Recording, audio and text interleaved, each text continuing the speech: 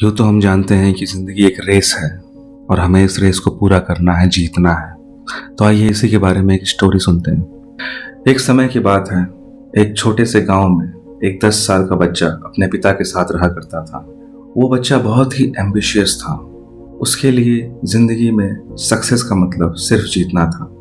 एक समय उस गांव में एक रेस इवेंट ऑर्गेनाइज हुआ और वो बच्चा उस रेस कंपटीशन में पार्टिसिपेट करना चाहता था और जीतना चाहता था। इसके लिए वो सुबह शाम प्रैक्टिस करने लगा। कुछ दिन बीतने के बाद रेस कंपटीशन का दिन आया और बच्चा अपने पिता के साथ उस कंपटीशन में पार्टिसिपेट करने गया। बच्चे ने अपने पहले रेस में अपनी पूरे पोटेंशियल लगाकर दौड़ा और ऑफ कोर्स फर्स्ट आया। ये देखकर वहाँ पे आए हुए सारी क्राउड उसके लिए क्लैपिंग करने लगी, उसको अप्रिशिएट करने लगी। पर उसके पिता ने कोई रिएक्शन नहीं दिया, किसी भी टाइप का अप्रिसिएशन नहीं दिया। बट बच्चा स्टिल खुश था क्योंकि लोग उसको बहुत अप्रिसिएट कर रहे थे। फिर बच्चे ने सेकंड रेस दौड़ा। इस बार उसके कॉम्पिटिटर्स थोड़े बेटर थे, पर इस बार भी वो फर्स्ट आया और उसके फर्स्ट आने पे क्राउड ने फिर से जोरदार तालियां बजाई और उसको अप्रिसिएट किया। पर पिता ने इस बार भी कोई रिएक्शन नहीं दिया। पर बच्चा क्राउड के अप्रिसिएशन को देख के बहुत खुश था। वो अपने आप को इम्पोर्टेंट समझ रहा था। वो सोच रहा था कि ही हैज़ अचीव्ड समथिंग। इसके बाद रेस पे रेस वो जीतता गया और फाइनली उसने सारे रेस जीते। सभी रेस इवेंट ख़त्म होने के बाद वो अपने पिता से एक सवाल पूछता है कि पिताजी, मेरे जीतने पे सारी क्राउड मेरे लिए क्लैपिंग कर रही थी, अप्रिशिएट कर रही थी, पर आपने कोई रिएक्शन नहीं दिया, कोई अप्रिशिएशन नहीं दिया, ऐसा क्यों? तब पिता ने मुस्कुराते हुए बोला कि मैं अप्रिशिएट करूँगा, पर उसके लिए तुम्हें एक और रेस दौड़नी होगी और उसमें पार्टिसिपेंट मैं दूंगा। बच्चा थोड़ा सरप्राइज था, पर उसने हामी भरी। तब उसके पिता ने 2 कॉम्पिटिटर्स दिए।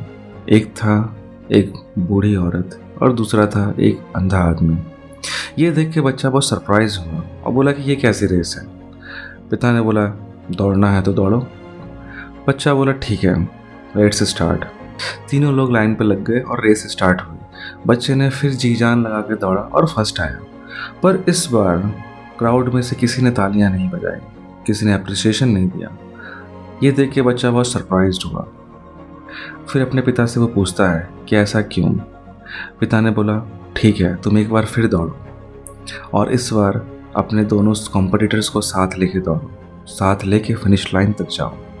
बच्चा पहले सरप्राइज हुआ कि किस टाइप की रेस है, पर कुछ देर सोचने के बाद वो फिर से लाइन में लगा और इस बार रेस स्टार्ट होने पर वो अकेले नहीं बल्कि उन दोनों का हाथ पकड़ के चला और धीरे धीरे रेस कंप्लीट की। जैसे ही रेस कंप्लीट हुई, पब्लिक ने बहुत ज़ोरदार तालियों से उसको अप्रिशिएट किया और इस बार इसके पिताजी ने भी मुस्कुरा के उसको तालियां दी। बच्चा बहुत सरप्राइज हुआ कि इस बार विनर तो कौन है, कौन फर्स्ट आया और ये पब्लिक किसके लिए तालियां बजा रही हैं।